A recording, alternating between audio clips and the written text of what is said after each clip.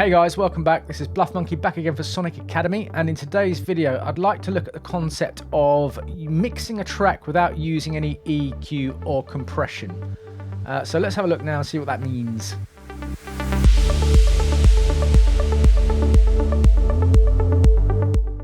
Okay, so the idea behind this video really is to get the track into as good a state as possible before you start automatically grabbing for EQ and compression.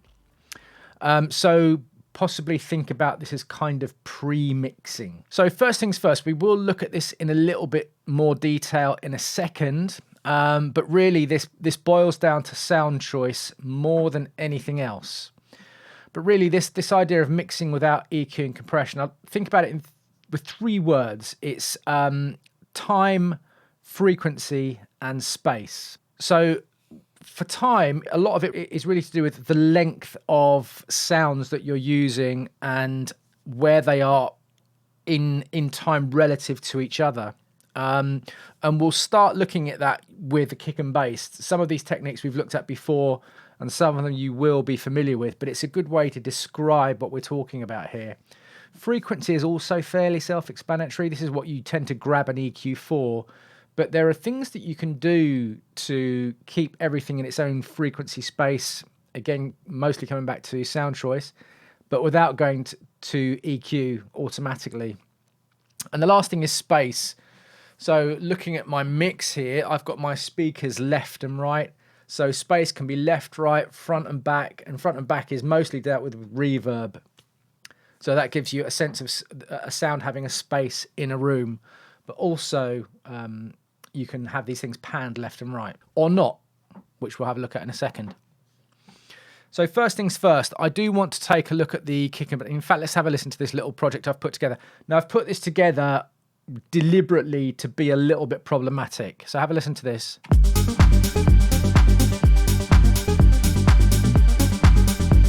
So it's just an idea, something you put together, but what would happen is usually, especially with Ableton Live makes this easy, is you have an idea, you start layering things on top of each other, and then you start going towards EQ and compression before you've even got a track idea put together. So let's have a look at the kick and bass first. I'm going to put my headphones on for this so I can hear the detail of the kick tail. So here's the kick.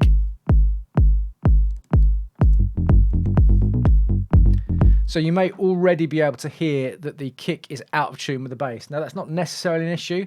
In this case it might be because they're only a semitone apart.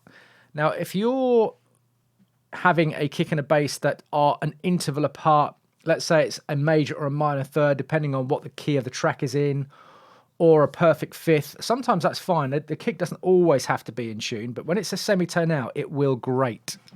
But we'll fix that another way in a second. But what I want to focus on first is the length of the kick. Now, I have spoken about this before, but this kick is actually quite long. And I'm going to use LFO tool to describe that. I've got LFO tool set to quarter note resolution. And you can actually see this kick tail, this here will be an eighth note. This kick here sails way past the eighth note and is almost up onto the quarter note.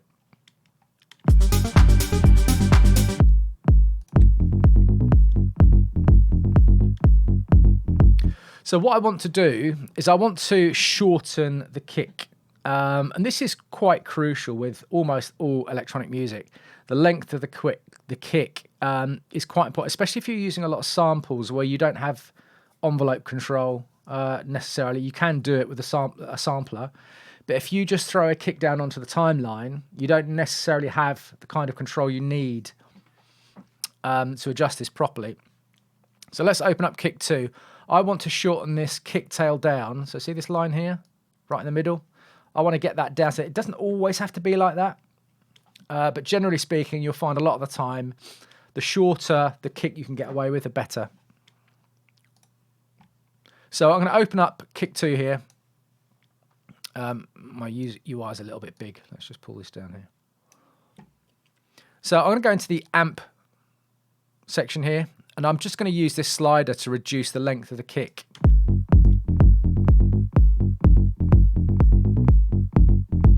So you see the readout down here in LFO tool. So you don't want to reduce this too much because you end up getting with a very kicky click with no body.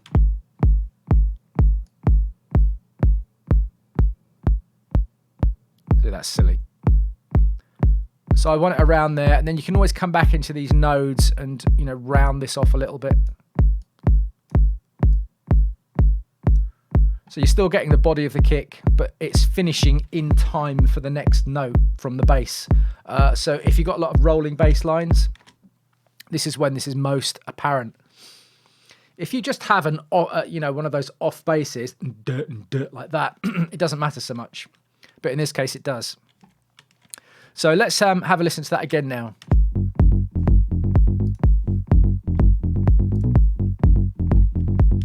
And what I'll do is I'll lengthen the kick back out again, and you'll see how it interferes with the bass.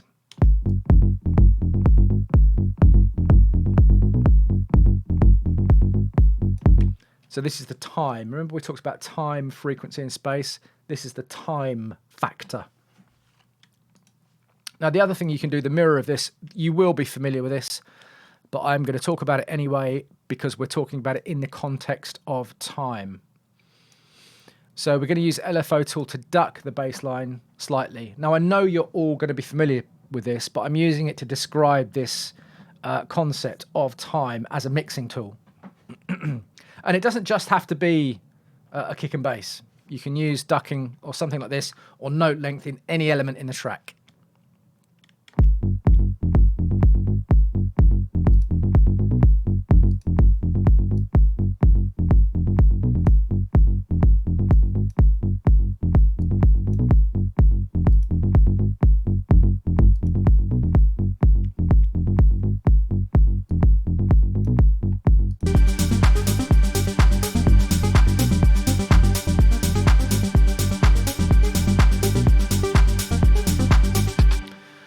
And what I find is sometimes if you duck a bass line like this, sometimes you might want to increase the volume a little bit to kind of compensate for the lack of apparent level in the mix. So that's the first thing I wanted to have a look at, this idea that you can use timing where you place notes and where you place sounds relative to each other so that you don't automatically have to start EQing and compressing things. So the second thing I want to talk about, which is arguably the most important non-EQ and compression mixing choice, is the sounds that you use. So I've got, let me just move this atmosphere channel out of the way, move it over here. Let's introduce the kick, the bass, and then this ARP sound I have. Skipping over ARP 1, which we will come back to in a second.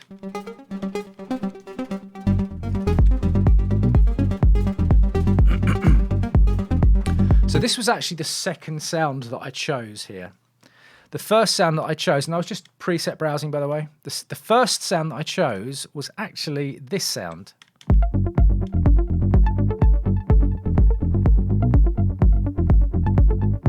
And the reason I chose this sound is because I prefer it. In isolation, I actually prefer this sound.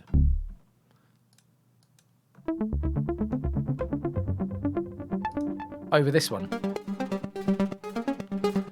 But this sound, even though I prefer this sound, I prefer this preset, it doesn't work in the context of this track. So let's have a listen to everything together. First of all, with the rejected ARP.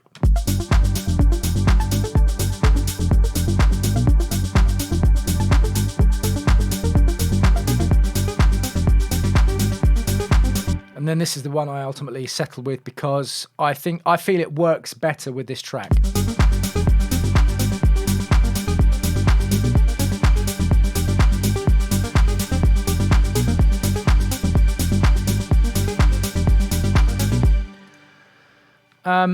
Yeah, and this is really quite important because if I had chosen this first ARP, my initial reaction is there's too much going on in the low end, there's too much going on in the mid lows, I can't quite hear it enough, it's not quite punchy enough, so I might compress it a little bit, and all of a sudden I'm trying to fix something that my brain is telling me is not working. Don't try and fix it, get it right in the first place, for example. So again, I've got no EQ or compression going on here, but obviously I would do eventually, but right now I don't feel I need it.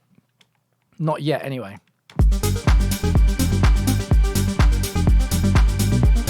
And sound choice can be critical, especially for something like a kick. It's very easy to start a track. When you start with a kick and bass, you kind of get attached to that kick sound, and it might not necessarily be the right one.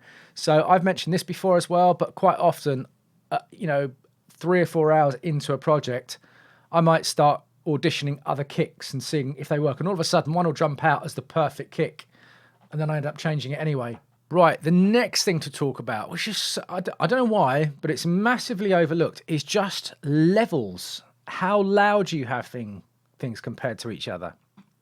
And again, you're putting a track together, you get something in, and it's kind of set and forget. You'll set a level, and then you'll leave it there until final mixdown.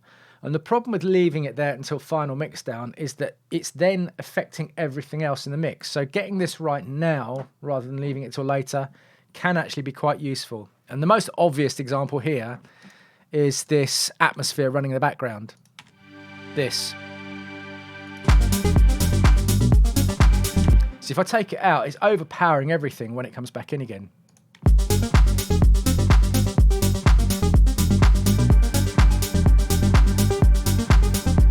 So I've got utility on here. We'll come back to this infiltrator plugin in a second.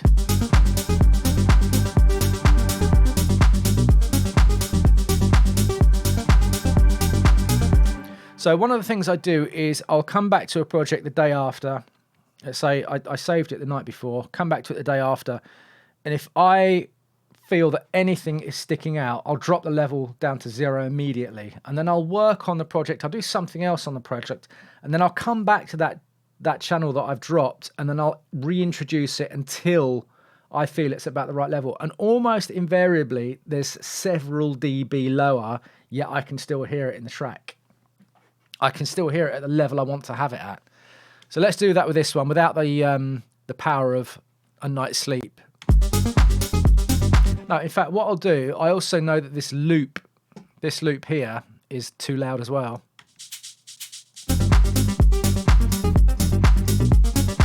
So I'll work on that one first, and then we can come back to the atmosphere. So I'm going to zero that.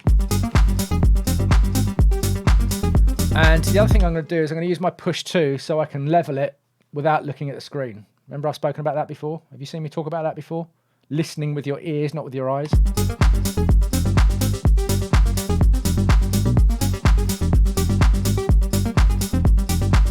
You might be able to see it move on the screen, the gain.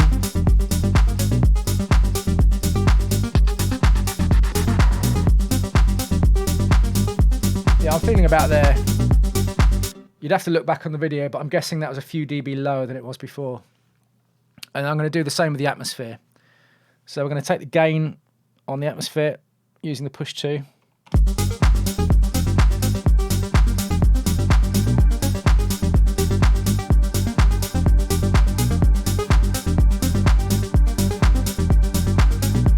Even that's probably too loud. It just needs to be like a pad, doesn't it? It is called a pad for a reason. It's just there in the background, padding stuff out. But not only this sound, for example, the atmosphere sound, not only can you use level, but I'm going to use this plugin called Infiltrator, which is a fantastic multi-effects plugin. I was introduced to this recently. It's a little bit like Tantra or D-Blue Glitch. You know those weird multi-effects time-based plugins? So we're going to use level and time here. So I've got this a rhythmic gate sound.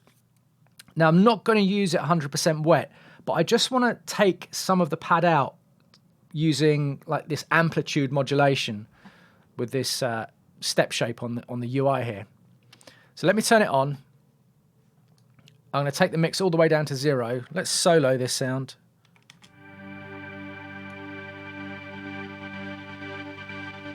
So we're going to do something like that. 100% it's going to sound like this, which is too much because if you had it gated like this, it would actually be too distracting. You're taking away some of the sound, but you'd hear it even more because it's so distracting. So in the context of the mix, let's add some of this.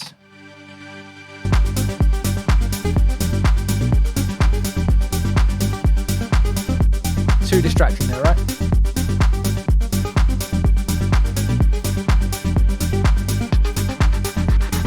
Use the gain again.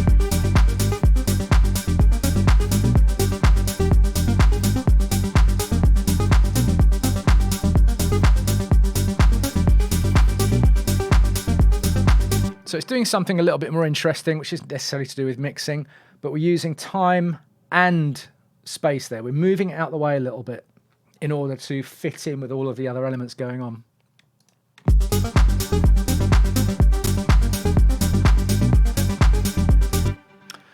Okay, next thing we're going to talk about is pitch. Now, we've already looked at the kick and the bass not being in key. There's two ways to deal with this. We can either pitch the kick or pitch the bass line. So one thing we can do is if I solo this bass line, and then we'll play this. I've actually got another scene in Ableton Live where everything is transposed. So let's have a listen to this.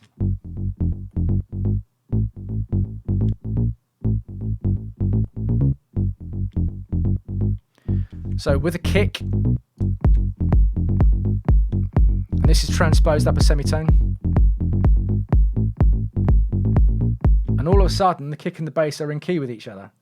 So that's one way you can use pitch or frequency. This is the frequency element we're talking about. So again, you don't always have to have the kick pitched with the bass. If they're certain intervals apart, they can work. But when it's just a semitone, the semitone, let's have, let me just pull in an instant Savannah 2 and I'll show you what I mean. If I just initialize this, just in case you don't really know what I'm talking about. So this is, let's unsolo these.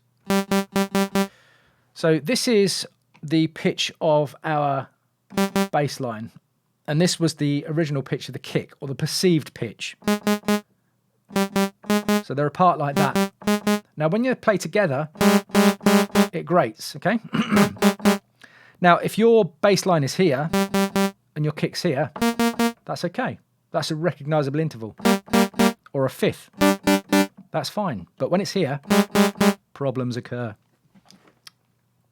So that's what I mean. But not only that, so we've got our original. This is it pitched.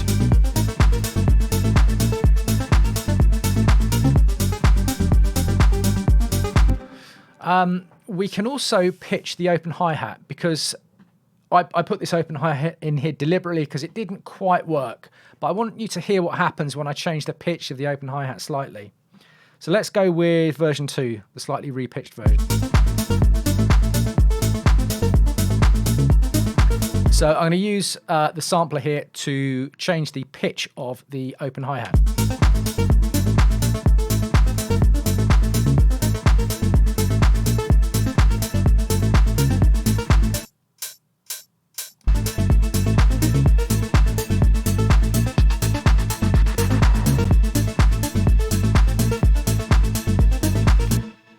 Immediately, I think that works better. This is original.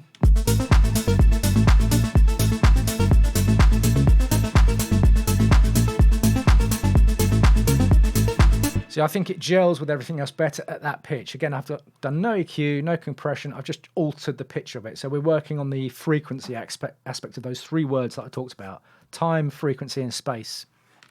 Know what I mean? One last thing we can have a look at in relation to pitch or frequency is this arpeggiated patch. Now, one reason you might want to change or transpose your entire track is that sometimes a track can actually sound a little bit better. Certain sounds that you choose can sound better at certain registers, at certain notes in a scale. Now this bass sound, for example, I think it sounds slightly nicer. I think the bass sound sounds slightly nicer repitched than the original pitch I used.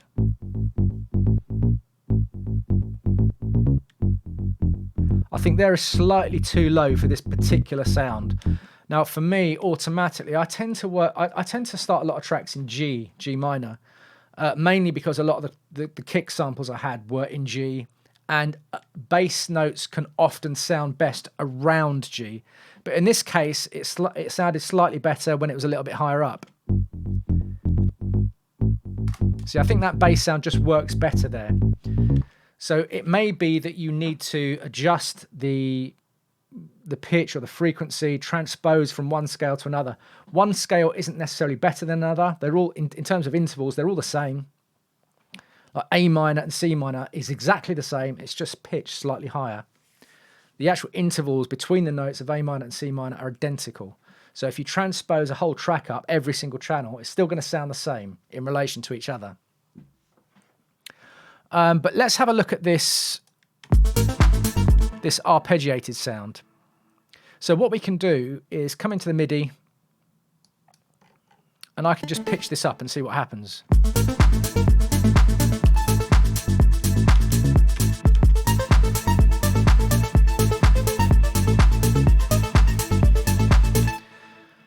It's out of the way of everything else, but I'm not sure it works there. However, if we come back to the original pitch,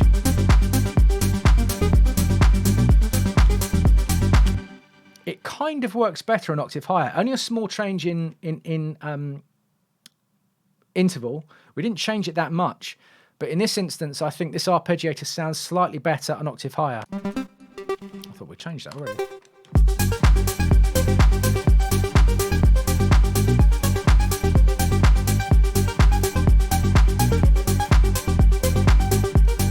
And now I've changed it up an octave. I think it's too loud because the perceived volume, because I've altered the pitch, is slightly louder. So let's come into our gain, and we'll use gain level to reduce the volume in the track.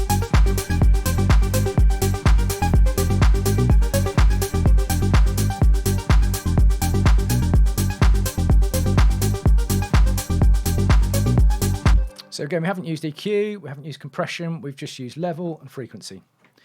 Now, the last thing I want to look at is the percussion. So I've got this closed hi-hat.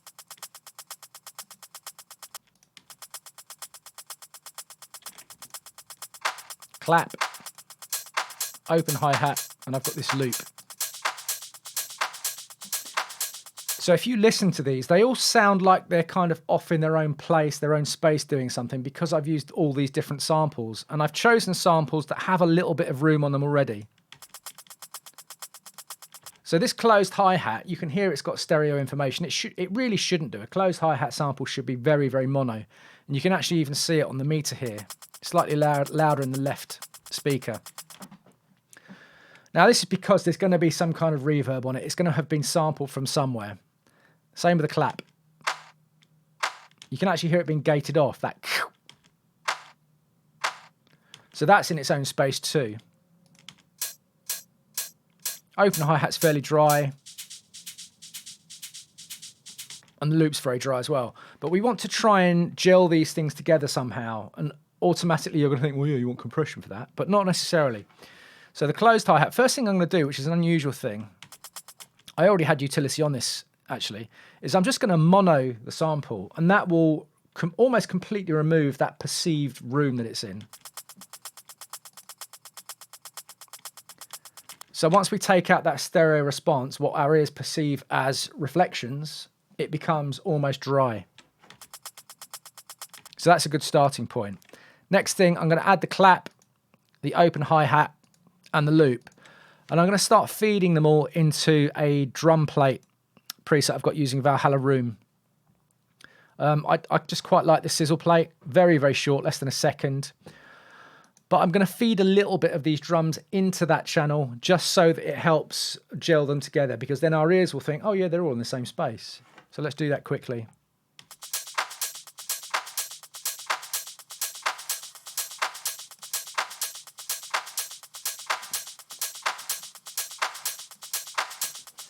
Just want to mono this by itself.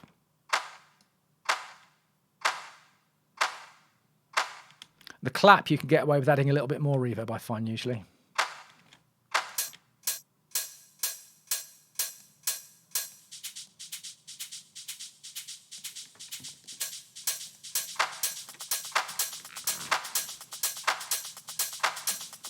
Let's just switch off the reverb channel. I'm going to A-B this on and off so you can hear the difference.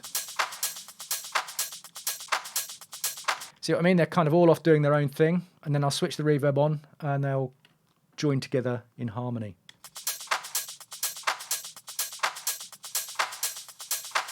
Yeah, they're all together now.